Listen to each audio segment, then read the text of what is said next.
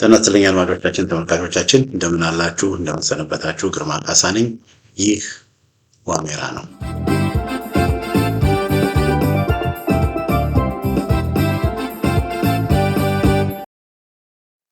በዛሬው የዋሜራ መርሃ ግብራችን የመረጃ ቲቪ ስርጭቱን ግንቦት 17 ይጀምራል በሚል ርዕስ አንድ ዝግጅት ይዤላችሁ ቀርቤያለሁ። በጣም አጠር ያለ ዝግጅት ነው የሚሆነው እና ይሄ የህዝብ ተቋም ያው የሚቀጥለው በህዝብ ድጋፍ ነው እና በመረጃ ቴሌቪዥን ዙሪያ ላይ ያው ነገ ስርጭቱ በአየር ይሰራጫል። የተወሰኑ ሚዲያዎች በርካታ ሚዲያዎች ፕሮግራሞቻቸውን በአየር ላይ በሚሊዮኖች ለሚቆጠሩ ህዝብ ያስተላልፋሉ እና ነገ ነው እንግዲህ ግንቦት 17 ቀን ዛሬ ግንቦት 16 2018 ዓ.ም ነው። ግንቦት 17 ቀን እንግዲህ ስርጭቱን ይጀምራል። የመረጃ ቴሌቪዥን ሳተላይት ሚዲያ ለተወሰነ ጊዜ ለሶስት ወር አካባቢ ያንን ስርጭቱን ከማድረግ ተቆጥቦ ነበር። ትንሽ እረፍት ወስዶ ነበር የጥቂት ጊዜ እና አሁን ያንን ጨርሶ እንደዚሁም ደግሞ በፋኖች ውስጥ የነበሩ አንዳንድ የሰብአዊ መብት ጥሰቶችን በተመለከተ አንዳንድ ስህተቶችን በተመለከተ እርማት እንዲደረግባቸው ፋኖቹ በተለይ ፋኖ ሚዲያ ደግሞ የፋኖ ተቋም ወይንም ደግሞ መረጃ ቴሌቪዥን ፋኖቹ በሰብአዊ መብት ጉዳይ ላይ በፍትህ ጉዳይ ላይ ቀይ መስመር ፍትህንም ሰብአዊ መብትንም ቀይ መስመር አድርገው ማሻሻያዎች እንዲያደርጉም ፍላጎት ስለነበረ በዛም ጉዳይ ላይ አንዳንድ ስራዎች ይሰሩ ስለነበረ በእነዚህና በተለያዩ ምክንያቶች ለተወሰነ ጊዜ ቆሞ ነበረ፣ ከአየር ላይ ወጥቶ ነበረ። አሁን ከፋኖችም አካባቢ ከአንዳንድ የመረጃ ቴሌቪዥን ቦርድ አባላት አስተዳደር ቦርድ አባላት ከአንዳንድ ፋኖ አመራሮች ጋር ከከፍተኛ አመራሮች ጋር ውይይቶች አድርገዋል፣ ንግግሮች አድርገዋል እና ፋኖ ለፍትህ እንደሚቆም ለሰብአዊ መብት እንደሚቆም ፍትህና ሰብአዊ መብት ፋኖ ቀይ መስመሮቻቸው እንደሆነ በርካታ አመራሮች በጠቅላይ ግዛት ደረጃም ያሉ በአፋብን ደረጃም ያሉ ገልጸዋል። እሱ ብቻ አይደለም። በፋኖች አካባቢ ስህተቶች ከተሰሩ መታረም ያለባቸው ነገሮች ካሉ መረጃ ቴሌቪዥንም ሆነ በመረጃ ቴሌቪዥን ያሉ ሚዲያዎች ስህተቶችን እንዲጠቁሙ ወቀሳዎችን እንዲያቀርቡ በተለይ ገንቢ በሆነ መንገድ የተሰሩ ስህተቶች ካሉ መታረም ያለባቸው ነገሮች ካሉ እንደ ሚዲያ ሰው እንደ ህዝብ ጠበቃ ለህዝብ እንደሚሞግት ያለውን ነገር መናገር ሪፖርት ማድረግ ፋኖች እንዲያስተካክሉ የድርሻቸውን እንዲወጡም ጥሪ ያቀርበዋል። እንደ ካድሬ ነገሮችን መደባበስ ነገሮችን መሸፋፈን ተገቢ እንዳልሆነ ሚዲያውም ስራውን መስራት እንዳለበት በተለይ ፋኖ አመራሮች ኢንተርኔት ችግር አለ፣ ኔትወርክ ችግር አለ በተለያየ ቦታ በሚሆኑበት ጊዜ እነሆ ደግሞ በስራቸው ያለው ኃይል ደግሞ በጣም ብዙ ስለሆነ ሁሉን ነገር ለማወቅ ይከብዳቸዋል። ስለዚህ ሚዲያው ይሄንን ነገርም ኢንቨስቲጌት እያደረገ እየተከታተለ እንደ አይነት በፋኖ ውስጥ መታረም ያለባቸውን ነገር ለማረም የድርሻውን ቢወጣ ቢጠቁመን ብዙ ነገሮችን የማስተካከል እድል ሊኖር ይችላል። ገንቢ በሆነ መንገድ ትችቶችን ወቀሳዎችን መቅረቡን ፋኖ በአዎንታዊነት እንደሚመለከት ነው የገለጸው እና ብዙ ውይይቶች ተደርገዋል እና በዚህ ምክንያት የመረጃ ቴሌቪዥን አሁን ፕሮፌሽናሊዝምን በጠበቀ መልኩ ፍትህና ሰብአዊነትን ባስቀደመ መልኩ የፋኖን ትግል ደግሞ ወደፊት ለማስኬድ ያው ለኢትዮጵያ ሕዝብ ለግፉዋን ድምጽ ለመሆን እንግዲህ እንደገና በአዲስ ማኔጅመንት ስራውን ይጀምራል ማለት ነው። አድማጮቻችን፣ ተመልካቾቻችን እንግዲህ በዚህ ጉዳይ ላይ በስፋት መለሳለሁ። ከዛ በፊት ግን አንዳንድ ባለፉት ፕሮግራሞቻችን የቀረቡልኝ አስተያየቶች አሉ። በእነሱ አስተያየቶች ዙሪያ ላይ አንዳንድ አስተያየቶቻችሁን ለማቅረብ ሞክራለሁኝ እና እነዚህ አስተያየቶች ለምሳሌ አቶ አበባው ተገኝ የሰጡኝ አስተያየት አለ። መረጃ ቲቪ የፋኖን አንድነት የፈለገው አይመስለኝም ይላሉ አቶ አበባው። ምክንያቱም ፋኖ አንድ ሲሆን ስርጭታችሁን አቋረጣችሁ። ለመሆኑ የንጹሃን መጨፍጨፍ፣ የህፃናት መደፈር፣ የአማራ ስቃይ አብቅቶ ነው ወይ ከመሃል መንገድ የቆማችሁ የሚል አስተያየት ሰጥተውናል አቶ አበባው ተገኝ ያው በተደጋጋሚ ጊዜ ለማስረዳት እንደሞከርነው አንደኛ መረጃ ቴሌቪዥን ስርጭቱን የሚቆመው የአማራ ፋኖ ብሔራዊ ንቅናቄ አንድነት ከመኖሩ በፊት ነው። ያንንም ደግሞ ያደረግንበት ምክንያት እንዳልኩት በፋኖ ውስጥ በህዝብ ዘንድ የሰብአዊ መብት ጥሰቶች በፋኖች እየተሰሩ ስለነበረ ፋኖ ቆራጥ የሆነ አቋም በፍትህና በሰብአዊ መብት ደረጃ እንዲወስድ ለማድረግም ነው አንዱ ስርጭቱ ወደ ከአየር የወረደበት። ሁለተኛ ደግሞ የመረጃ ቴሌቪዥን ለ8 ዓመት ያገለገለ ተቋም ነው። ለ8 ያገለገለ ተቋም በተወሰኑ ግለሰቦች በተለይ በስራ አስኪያጁ አቶ ኤልያስ ክፍሌ እንደዚሁም በቦርድ አባላቱ በተወሰኑ ክፍለቶች ሰዎች ትከሻ ላይ ሲንቀሳቀስ የነበር እና እነዚህ በመረጃ ቴሌቪዥን ውስጥ ያሉ ሰዎች ብዙ ድጋፍም እንደሚጠበቀውም ብዙ ሰው አያደርግም። ብዙ ሰው ድጋፍ አያዋጣም፣ ገንዘብ አያዋጣም። ስራዎችን እንዲሰሩ ስታፎችን ለመቅጠር፣ ኤዲተሮችን ለመቅጠር፣ ፕሮዲውሰሮችን ለመቅጠር፣ የፕሮግራም ስርጭቱን ሞኒተር የሚያደርጉትን ለመቅጠር፣ የተለያዩ ነገሮችን ለማድረግ ድጋፍ ያስፈልጋል፣ ገንዘብ ያስፈልጋል፣ አቅም ያስፈልጋል እና በጣም በተወሰነ ገንዘብ የሚንቀሳቀስ የነበረ ተቋም። ስለዚህ ብዙ አብዛኛውን መረጃ ቴሌቪዥን ውስጥ ያሉ በፈቃደኝነት እንግዲህ ያለውን ኃላፊነት በሙሉ ተሸክመው እና አቶ ኤልያስ ክፍሌ ብዙውን ነገር ለብቻቸው ሲሰሩ ነው የነበረው ይቻላል 1 ዓመት ለ2 ዓመት። ስለዚህ ይሄ ሁሉ ነገሮች ሲደራረቡ ያው እረፍትም ያስፈልጋል፣ ነገሮችንም ቆም ብሎ ማየት ያስፈልጋል እና ብዙ ፋክተሮች አንድ ላይ ሆነው በአንድ ምክንያት አይደለም። ብዙ ፋክተሮች እንዳልኩት ቅድም የፋኖ አካባቢ የነበረው ሁኔታ ከሰብአዊነትና ከፍትህ አንጻር ብዙ ነገሮች መስተካከል ስላለባቸው ፋኖ መረጃ ቴሌቪዥን የፋኖ ሚዲያ እንደመሆኑ ፋኖዎች ውስጥ በፋኖ አመራሮች ሁሉ ሳይቀር የጦር ወንጀሎች የሚፈጸሙ ከሆነ የፋኖ ሚዲያ ሆኖ መቀጠል ትንሽ ያስቸግራል፣ ያስጠይቃል። ስለዚህ በፋኖ አካባቢ መሰረታዊው እነሱ ጋር ያሉ በእነሱ ስር ያሉ የፋኖ አዛዥ ነን የሚባሉ የጦር አዛዥ ነን የሚባሉ እንደፈለገ የሚገሉ እንደፈለገ የሚያስሩ እንደፈለገ የሰብአዊ መብት ጥሰት የሚፈጽሙ ከሆነ ያ መስተካከል አለበት። ስለዚህ በዚህ ጉዳይ ላይ በፍትህ ጉዳይ ላይ የፋኖ አመራሮች በተለይ ቆራጥ የሆነ አቋም እንዲወስዱ ከመፈለግ አንጻር ነው አንዱ ለጊዜው ይሄንን ነገር ሆልድ ያደረግነው እና ይሄንንም የፋኖ አመራሮች ያውቃሉ። አብዛኞቹ የፋኖ አመራሮች ከዛም በኋላ አፋብን ከተቋቋመን በኋላ መረጃ ቴሌቪዥን በተመለከተ ኮንታክት ያደረጉን የአማራ ፋኖ ብሔራዊ ንቅናቄ አመራር አባላት ያውቃሉ። ኮሚኒኬት ተደራርገናል እና የኛን የመረጃ ቴሌቪዥን አቋም በደንብ ያውቃሉ፣ ተግባብተናል እና ምንም ችግር የለም። እነሱም ደግሞ እየወሰዱት እያደረጉት ያለው ነገር የመረጃ ቴሌቪዥን የሰብስክራይበሮችን፣ ደጋፊዎችን፣ ቦርድ አባላትን ሁሉ አስደስቷል። በተለይ በሰብአዊነት ጉዳይ ላይ በፍትህ ጉዳይ ላይ ያላቸው አቋም ብዙዎቻችንን አስደስቷል። ስለዚህ ይሄም ደግሞ እልባት እንዲያገኝ ትኩረት እንዲያገኝ ከመፈለግ ነው እና እንደውም ፕሮግራሙ ከአየር ላይ ከመውረዱ በፊት በግፍና በሰብአዊ መብት ጥሰት በደል የተፈጸመባቸው እና አቶ ነጋሽ ተስፋዬ መካሻውን ሁሉ ፎቶአቸውን አውጥተን ለረጅም ጊዜ ስናሳይም ነበር።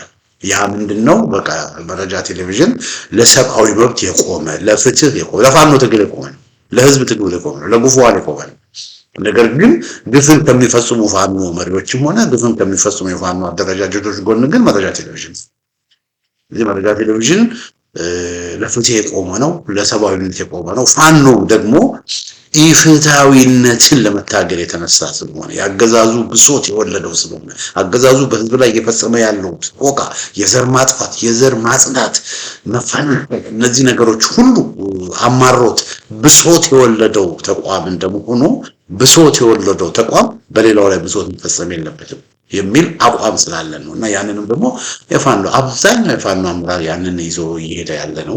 ፍትህን የሚያከብሩ ናቸው፣ ሰብአዊነትን የሚያከብሩ ናቸው።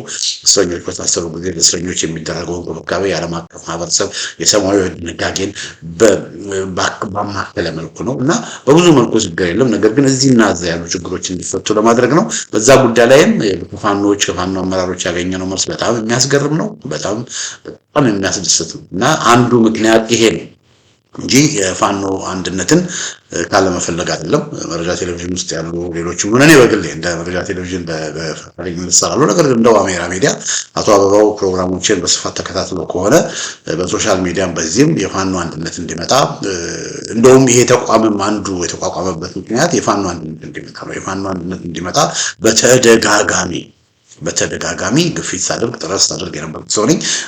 በሚዲያ ብቻ ሳይሆን በውስጥም ራሱ የተለያዩ መፍትሄ ሀሳቦችን በማቅረብ የተለያዩ ፕሮፖዛሎችን በማቅረብ በመደወል በማነጋገር አንዳንድ ነገሮች እንዲረጉ በማድረግ የተቻለኝንም ደግሞ በግሌም ያደረኩት ነገር አለ። ስለዚህ ምናልባት በቅርብ ይሆናል እሱ ይሄንን ሚዲያ መከታተል የጀመሩት ዋሜራ መከታተል የጀመሩት እንጂ ቀደም ብሎ ቢከታተሉ ኖሮ ብዙ ነገሮች ይሄ አሁን የጻፉትን ነገር ላይ ጽፉ ይችሉ ነበር። ግን ቢሆንም አንደርስታንድ አደርጋለሁ፣ ይገባኛል። ይሄን የሚሉት ለመረጃ ቴሌቪዥን ካሉት ክብር መረጃ ቴሌቪዥን በሀገር እየፈጸመ ላለው ነገር ካሉት ክብር የተነሳ ስለሆነ በዚህ አጋጣሚ ያለኝን ለሱ ያለኝን ምስጋና ማቅረብ ፈልጋለሁ እና ደስ ይበሉት። መረጃ ቴሌቪዥን አሁን ወደ አየር ተመልሷል። ከነገ ከግንቦት 17 ጀምሮ መረጃ ቴሌቪዥን ወደ አየር ላይ ይወጣል እና የንጹሃን ጭፍጨፋ፣ የህፃናት መደፈር፣ የአማራ ማህበረሰብ ስቃይ ለዓለም አቀፍ ማህበረሰብ ለህዝቡም እንዲወጣ እናደርጋለን እና ቀድሞ ስንሰራው ከነበረው የበለጠ መረጃ ቴሌቪዥን በአዲስ ማኔጅመንት በተሻለ መንገድ ስራውን ይቀጥላል እና ይሄንን ለማለት ነው ፈልገው። ሌላው አቶ ዘብዲዮስ ላንቃሮ የተባሉ ወንድማችን ይሄን አስተያየት ሰጥተውኛል። ወንድር ግርማ ከዚህ በፊት በምታቀርባቸው በአንዳንድ አስተያየቶች የኦሮሞማው ብልጽግና ደጋፊ ትመስለኝ ነበር ብለውኛል። እንግዲህ ለምን እንደዛ እንዳሉ አላቅም። የብልጽግና ደጋፊ ለምን እንዳሉኝ አላቅም። ምናልባት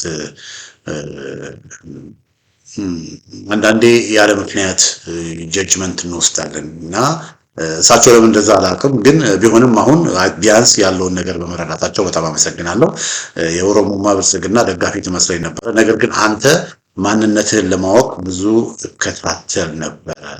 ማንነትን ለማወቅ ብዙ እከታተል ነበር፣ በጣም ይከታተሉኝ ነበር አቶ ዘብዲዮስ።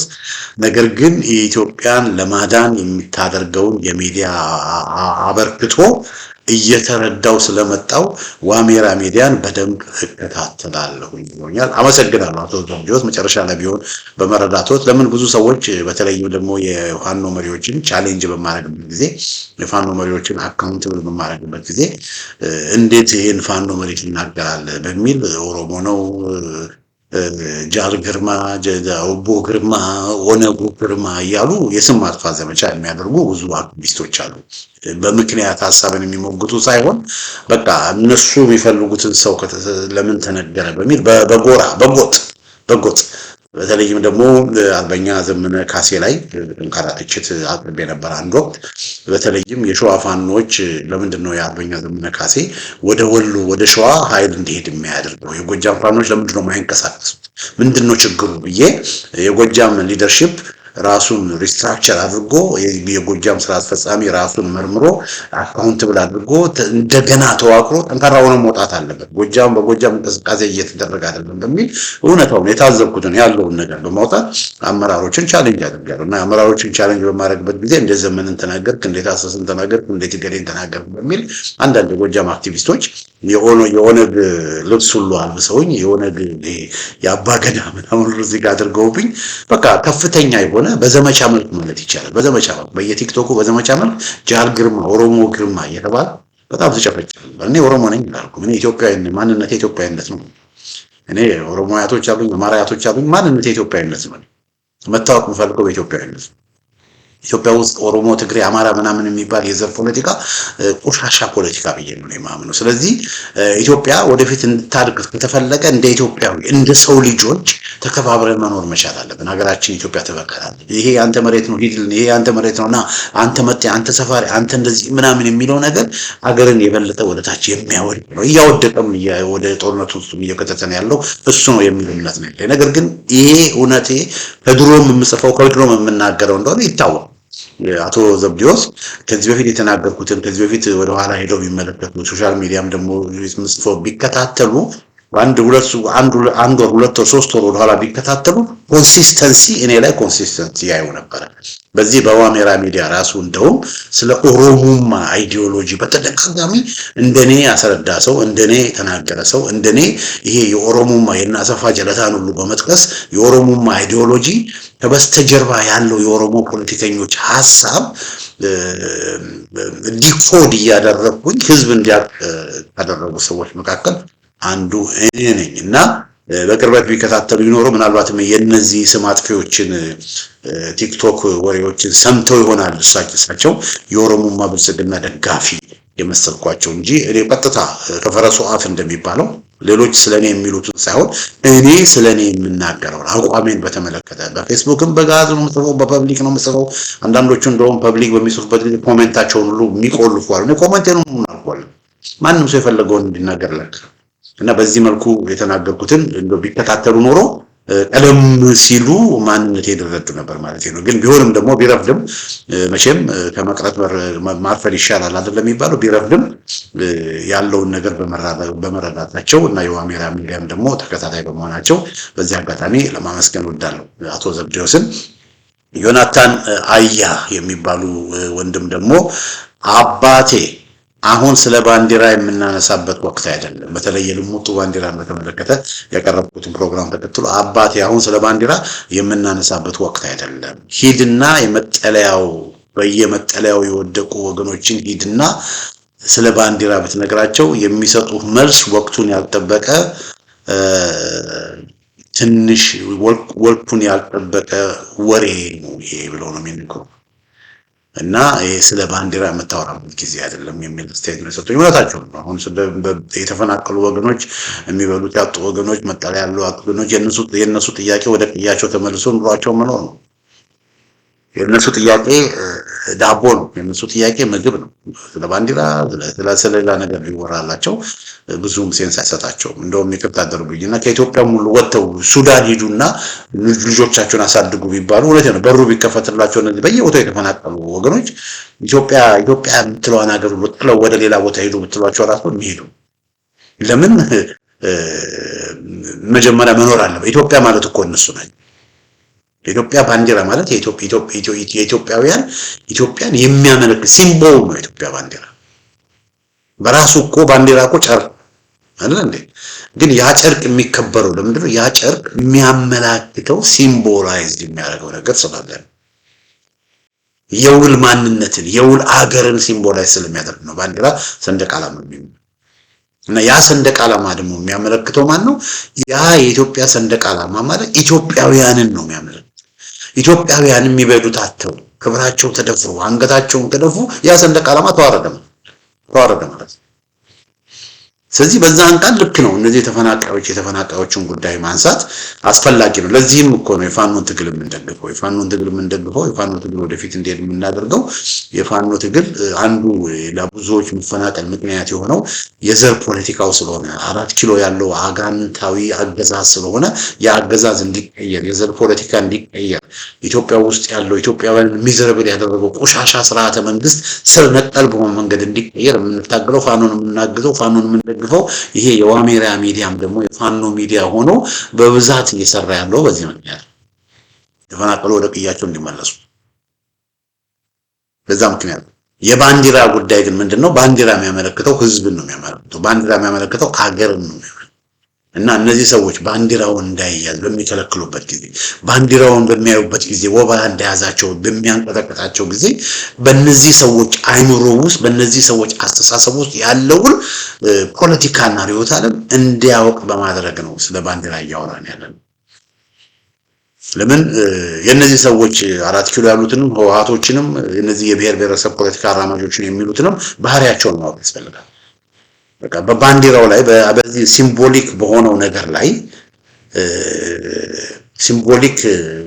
ነገር ላይ ጥረት ካላቸው ያ የሚያሳየው ምንድነው? በኢትዮጵያውያን ላይ ጥላቻ እንዳለባቸው የሚያሳየው። ስለዚህ ኢትዮጵያውያንን የሚያፈናቅሉት ኢትዮጵያን በጦርነት ውስጥ የሚዘፍቁት ለሰዎች በዋናነት ይሄ አይነት ጥላቻ ስላለባቸው ማለት ነው። እና በዚህ ምክንያት ሲምቦሊክ ስለሆነ ነው የምናወራው እንጂ እውነቶትን ነው። አቶ አለማየሁ ተክለ ጻድቅ ደግሞ ብለውኛል። ግርማ አንተ በግል ከአንዳርጋቸው ጋር ያለን አምባጓሮ ወደ ህዝብ አታመጣው ጥሩ ነው ብለውኛል። አንዳርጋቸው ጋር ያለን አምባጓሮ ወደ ህዝብ አታመጣው።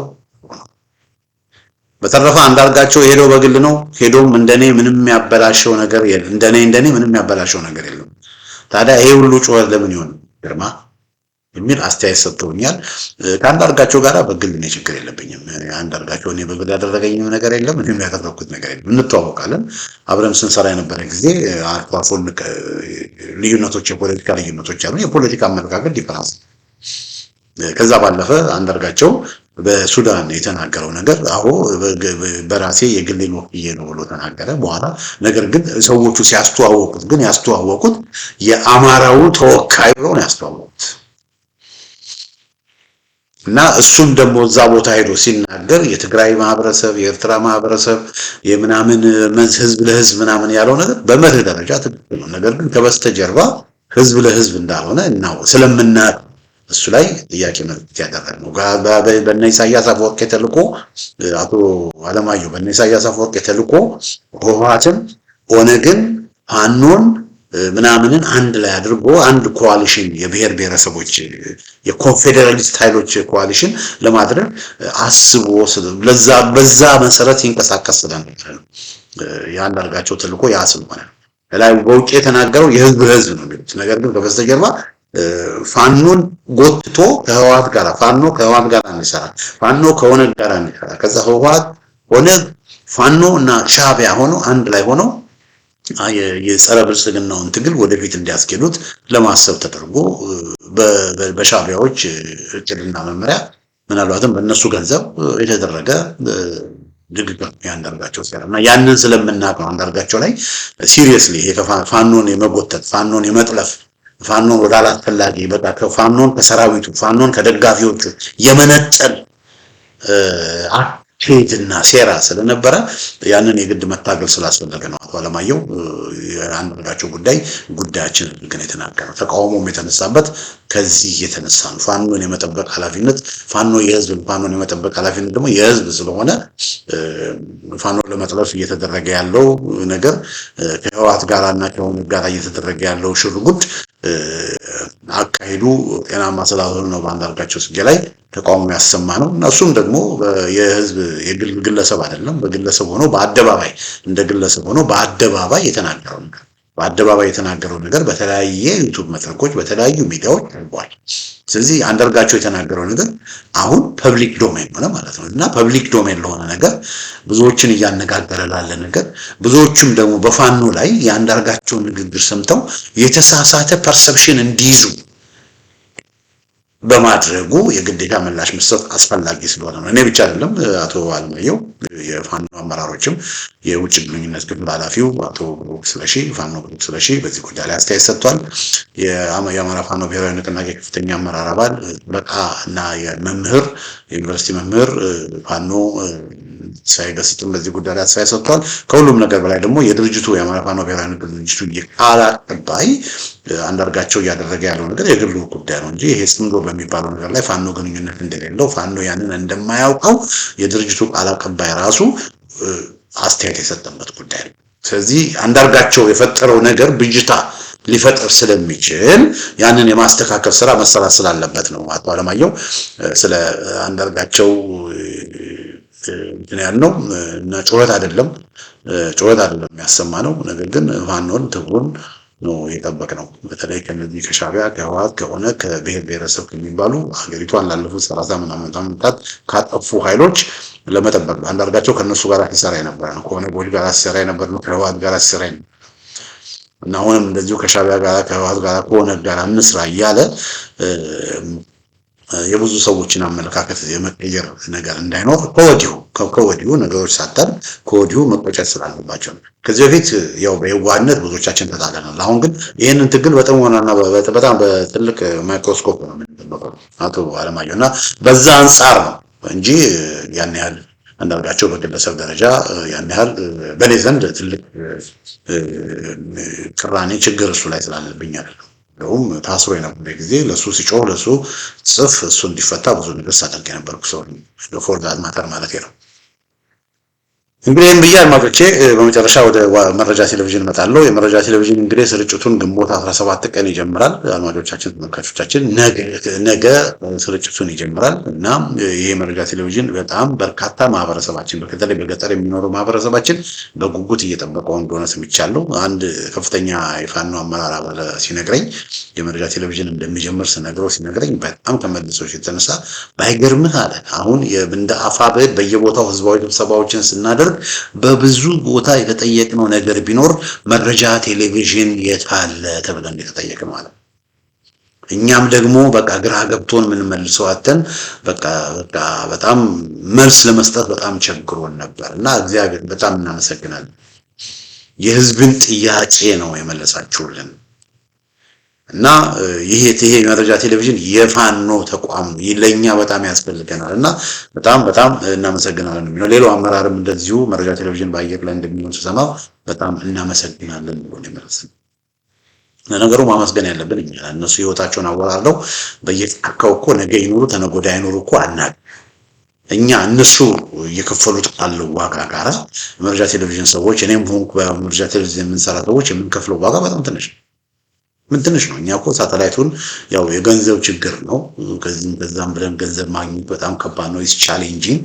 ግን ያንን እግዚአብሔር ይመስገን እስካሁን ድረስ ተቋቁመን በተወሰኑ ኩሩ ኢትዮጵያን የሚወዱ ሰዎች ድጋፍ ይህን ትልቅ ኃላፊነት ተሸክመን በእንደነ ኤልያስ ክፍሌ ባሉ በፈቃደኝነት በጣም ኤክስትራ ማይል እየሄዱ የሚደክሙ ሰዎች በእነሱ ጥረት ይኸው እየሰራን ግን እኛ ህይወታችንን አወራርደን እያልን ህይወታቸውን አወራርደው ለሀገር ብለው ለህዝብ ብለው ህይወታቸውን አወራርደው ከአንድ ቦታ ወደ አንድ ቦታ ከአንድ ሸንተረር ወደ አንድ ሸንተረር እየተሰቃዩ ያሉ ወንድሞቻችን ፋኖች ናቸው። እነሱ እኛን ማመስገን ያለባቸው እኛንን ማመስገን ያለባቸው። ግን እንደዛ በሚሉበት ጊዜ ዋናው ነገር ለኛ እኛ ምስጋና ተገብቶን ሳይሆን የመረጃ ቴሌቪዥን አስፈላጊነት ለማሳየት የመረጃ ቴሌቪዥን በጣም አስፈላጊ ነው። አድማጮቻችን፣ ተመልካቾቻችን እንግዲህ ተቋሙ ያው የተወሰኑ ሰዎች ነው እንግዲህ ኃላፊነቱን ወስደው ተቋሙን እየደገፉ ተቋሙን እየረዱ ያሉት። ስለዚህ አሁንም ይህን ፕሮግራም የምትከታተሉ በተለይ መረጃ ቴሌቪዥን በአየር ላይ እንዲሆን የምትፈልጉ ለሚሊዮኖች የምትፈልጉ አሜሪካን ሀገር ያላችሁ፣ አውሮፓ ያላችሁ፣ ሳውዝ አፍሪካ ያላችሁ ወገኖች መረጃ ቴሌቪዥን ጎን እንድትቆሙ በዚህ አጋጣሚ እጠይቃለሁ። እና ይሄ ተቋም ወደ አየር እንዲሄድ ከተፈለገ አየር ላይ ሲሄድ ወጪ አለ እና ሌሎች እንዳልኳችሁ ፕሮዲውሰሮች አሉ። ብዙ የሚሰራ ስራ አለ እና አሁን በጣም ብዙ ነገሮችን ከታርገን ወጪያችን በወር የመረጃ ቴሌቪዥን ወጪ በወር ወደ $10,000 ብዙ ነገሮችን ከታርገን አሁን ይሄ $10,000 በወር $100 የሚያዋጡ ፕላቲኒየም ሜምበርስ ካገኘን $10,000 ይሸፈናል። ስንት አልኩኝ ወገኖች? 100 ሰዎች $100 የሚያዋጡ ሰዎች። $100 ማለት ዋሽንግተን ዲሲ ናዝሬት ሬስቶራንት ብትሄዱ ወይ ጨርጨር ሬስቶራንት ብትሄዱ ወይም ደግሞ ብሩንዶ ሬስቶራንት ብትሄዱ ሁለት ሰዎች ቁጭ ብለው አዘው አንድ መጠጥ አዘው ለሁለት ሰው የአንድ ጊዜ ምግብ $100 አለ። የአንድ ጊዜ ምግብ እና $100 በወር አንድ ሰው ቢያዋጣ $100 አንድ ሰው ቢያዋጣ በዚህ አይነት የሚያዋጡ ሰዎች 100 ሰዎችን ብናገኝ መረጃ ቴሌቪዥን ዋጋ ወጪ ይሸፈናል ማለት ነው። እና $100,000 በላይ በአመት የሚያገኙ ፋኖን የሚደግፉ ሐኪሞች ወደ 200,000 300,000 400,000 ነው የሚያገኙ። ኢንጂነሮች፣ ቢዝነስማኖች፣ የሬስቶራንት ኦነሮች፣ የተለያየ ቢዝነስ የሚሰሩ በወር 20,000 30,000 ኪሳቸው የሚገባ ብዙ ኢትዮጵያውያን የፋኖ ደጋፊዎች እና እንደነዚህ 100 ሰዎችን ብቻ ካገኘን አሜሪካን ሀገር ውስጥ ከ2 ሚሊዮን በላይ ኢትዮጵያዊ ነው ያለው ነው የሚባለው እና ግን 100 ሰዎችን ብቻ ካገኘን የመረጃ ቴሌቪዥን ወጪያችን ይሸፈናል። እንግዲህ ይሄን ያህል ትግሉ አስፈላጊ የሆነ ተቋም $100 በወር መርዳት ትልቅ መስዋዕትነት አይመስለኝም። እኔ በተለይ ፋኖቹ ህይወታቸውን አወራርደው እየታገሉ ያሉትን ስናስብ፣ ህይወታቸውን ለህዝብ ትግል እየሰጡ ያሉትን ስናስብ፣ ይሄ ተቋም ደግሞ እነሱ ለኛ ያስፈልገናል ብለው እየተናገሩ እየሰማን ይህንን ተቋም አለማገዝ ማለት ትንሽ አስቸጋሪ ነው። ስለዚህ አሁንም ይህን ፕሮግራም የምትከታተሉ የዋሜራ ሚዲያ የምትከታተሉ በተለያየ ጊዜ አስተያየት የምትሰጡኝ የዚህ ፕሮግራም አድናቂዎች የሆናችሁ ምናልባትም ሱፐር ቻትም ሌላም ነገር ስቲከር ምናምን እኔ ብዙ ጊዜ ስቲከር ገንዘብ ስቲከር አላለ ዩቲዩብ ላይ የሚደረገው እንደሱ አድርጉ ብዬ አልጠይቅም። እንደሌሎች ሚዲያዎች ሰብስክራይብ አድርጉ ሼር አድርጉ ብዬ አልጠይቅም። ለምን ይሄ ፕሮግራም ብዙ ጊዜ የሚዘጋጀው በዋናነት ሲጀምርም በአየር ላይ ለመረጃ ለሚሊዮኖች እንዲደርስ ተብሎ ነገር ግን ይሄንን ጠይቃቸዋለሁ። ይሄ ኢምፖርታንት ነው። የመረጃ ቴሌቪዥን በአየር ላይ መሄዱ በጣም ኢምፖርታንት ነው። ስለዚህ የኔ አድናቂዎች እያመሰገንኩ ለኔ በየጊዜው ምስጋና የምታቀርቡ ቴንኪው የምትሉ ሰዎች እያመሰገንኩኝ፣ አሁን ግን ይሄ የመረጃ ቴሌቪዥን ወደ አየር ላይ እንዲሄድ ሰብስክራይብ እንድታረጉ ይሄንን መረጃ ዳት ቲቪ ትገቡና መረጃ.ቲቪ ትገቡና በወር $100 ሰብስክራይብ እንድታደርጉ ፕላቲኒየም ሜምበር ሆኖ በአፍሮት ተጠይቃል። ሁለት ወገኖች ፕላቲኒየም ሜምበር እንደሚሆኑ ገልጸውልኛል። አመሰግናለሁ። አንድ ወንድም ኬት እንደሆነ አላቅም፣ ሌላ አንድ ሰው ደግሞ ከሳውዝ አፍሪካ ካውንት ሚ ኢንተር ይያለው። ስለዚህ እንግዲህ 98 ይቀሩናል ማለት ነው። እና እባካችሁ ይሄን ፕሮግራም የምታዳምጡ ሰዎች ኮንታክት አድርጉኝ። የፕላቲኒየም ሜምበር ከሆናችሁ በኢሜል ኮንታክት አድርጉኝ እና የኢሜል እዚህ ላይ ከታች ታውጣላችሁ። ኮንታክት አድርጉኝ፣ አሳውቁኝ። ምን ያህል ሰው ከዋሜራ ሚዲያ ተከታይ ምን ያህል ሰው ወደ መረጃ ቴሌቪዥንን ሰብስክራይብ እንዳደረገ ለማወቅ ማለት ነው። እና የመረጃ ቴሌቪዥን እንግዲህ ነገ ይጀምራል። አድማጮቻችን፣ ተመልካቾቻችን ኢትዮጵያ ላሉ ዘመዶቻችሁ፣ ጓደኞቻችሁ አሳውቁ። መረጃ ቴሌቪዥን የለም ብሎ እንደ ቲዩን ኦፍ አድርገው ከሆነ መልሰው በበፊቱ ፍሪኩዌንሲ ነው ቲዩን እንዲያደርጉ የመረጃ ቴሌቪዥንን ቲዩን እንዲያደርጉ ነገሩ እና እንግዲህ በቃ አብረን ትግሩን ወደፊት እንሄዳለን ማለት ነው። እንግዲህ ለዛሬ ይሄ የመረጃ ቴሌቪዥን የህዝብ ተቋም ነው። የህዝብ ተቋም ደግሞ እንዲቀጥል የህዝብ ድጋፍ ያስፈልጋል። እርግጠኛ ነኝ የህዝብ ድጋፍ ከመረጃ ቴሌቪዥን ጎን ይሆናል። ዋሜራ ሚዲያም በመረጃ ቴሌቪዥን ስርጭቷን ታሰራጫለች ማለት ነው እና ሞቲቬትድ እንሆናለን። ብዙ ጊዜ አሁን ዩቲዩብ ላይ አንዳንዴ አሁን ዜናዎች ትኩስ ምናምን አንዳንዴ እንደው በዛ ቢባል አንዳንዴ እንደው የፋኖ ዘገባ አንዳንድ ኢምፖርታንት ነገር በሚኖርበት ጊዜ ብዙ ተከታዮች ብዙ ሰዎች ፕሮግራሞችን ይከታተላሉ። 20,000 አንዳንዴም 30,000 አንዳንዴ ደግሞ ኮንትሮቨርሻል የሆነ ነገር ሲነሳ ለና ዘመነን ምናምን የሆነ ኮንትሮቨርሻል ነገር እሳት የሚፈጠር ነገር ደግሞ አንዳንዴ በምናነሳበት ጊዜ ያኔም እንደዚሁ በተረፈ ሌሎች በርካታ ቁም ነገር ፕሮግራሞችን ስንሰራ የሚያዳምጠው የሚከታተለው ሰው ሜቢ 1,000 2,000 3,000 ሰው ነው እና ያ ምን ያደርጋል? ዲስከሬጅ ያደርጋል። ፕሮግራም ተሰርቶ 1,000 ሰው 2,000 ሰው ብቻ ሲያዳምጥ ዲስከሬጅ ያደርጋል። ነገር ግን ሌሎች ዮኒ ማኛ ሞጣ ፕላኒዮ ምናምን የሚባሉ የሚሳደቡ የማውን ነገር የሚያወሩ ሌሎች ዝባዝንኪ የሚያወሩ ሰዎችን ግን ስናይ ምን ያህል ሰው ያዳምጣቸዋል፣ ምን ያህል ሰው ያያቸዋል ብለን ስናይ በጣም ብዙ ይከታተላል፣ ብዙ ሰው ያያቸዋል እና ያ ዲስከሬጅ ያደርጋል። እና እንዲህ አይነት ነገር ማቅረባችን ሜቢ ኢትስ ኖት ወርዝ ኢት ዩቲዩብ ላይ ፕሮግራም መስራት ሜቢ ኢትስ ኖት ወርዝ ኢት ወደሚል ደረጃ አንዳንዴ የምንመጣበት ጊዜ አለ። ግን የመረጃ ቴሌቪዥን በአየር ላይ መሆኑ ግን አሁን ዋናው ዓላማው በመረጃ ቴሌቪዥን ፕሮግራሙ እንዲሰራጭ ስለሆነ ዩቲዩብ ላይ ሰው ተከታተለው አልተከታተለው ኦሬዲ ዳዝማት ለኛ ስለዚህ 5 ሰውም 1 ሰውም 10 ሰውም ዩቲዩብ ላይ ይሄንን ፕሮግራም ከተከታተለ የዋሜራ ሚዲያም ከተከታተለ ችግር የለውም። ለምን በ10 ሚሊዮኖች ኢትዮጵያ በሳተላይት ስለሚያሰራጩት ኢትስ ወርዝ ኢት ጊዜያችንን ሰውተን በደንብ ሲሪየስሊ እንሰራለን እና እኛም እንድንበረታታ ወገኖቼ ዩቲዩብ ላይ ብቻ መስራት የለብንም። እውነቴን ነው። የመረጃ ቴሌቪዥን የማይቀጥል ከሆነ እኔ ዩቱቤን እዘጋዋለሁ። ምንም ዩቱብ ላይ ብቻ ምን የምናመጣው ነገር አለ? የኛ ዓላማ ዋናው ዜና እየሰራን ቢዝነስ ሜክ ማድረግ፣ ዩቱብን ኢንካም ጀነሬት አድርገን ዩቱብን የኢንካም ምንጫችን ማድረግ አይደለም የኔ ዓላማ። በቃ ኦፒኒየኑን በቃ ሐሳብ በሐሳብ ሰውን ኢምፓወር ማድረግ፣ ሰውን ማንቃት፣ ሰውን ማደራጀት፣ መፍትሄ ሐሳቦችን ማቅረብ፣ አገራችንን በቃ በተቻለ መጠን መርዳትና መደገፍ፣ ያ ነው ሐሳባችን፣ ዓላማችን። ስለዚህ ወደ መረጃ ቴሌቪዥን የዋሜራ ሚዲያ የማይመጣ ከሆነ መረጃ ቴሌቪዥን በተለያየ መንገድ ስርጭቱን ፎር ጉድ የሚያቆም ከሆነ ዋሜራ ሚዲያም አስፈላጊነቱ ብዙ አይታየኝም ሆኖች እና this is important ለኔ ልላችሁ ለኔ this is important እና ለኔ አክብሮት ያላችሁ ለፕሮግራሜ አክብሮት ያላችሁ እባካችሁ የመረጃ ቴሌቪዥን ሰብስክራይበር ሁኑ። ፕላቲኒየም ሜምበር ሰብስክራይበር ሆናችሁ እኔን አግዙኝ። መረጃ ቴሌቪዥን በማገዝ እናግዙኝ። መረጃ ቴሌቪዥን በአየር ላይ እንዲቀጥል በማድረግ እኔም ደግሞ የዋሜራ ሚዲያ ለማደርገው ነገር ኢንከሬጅ ሆናለሁ እና አይ ሆፕ አታሳፍሩኝም ብዬ አስባለሁ።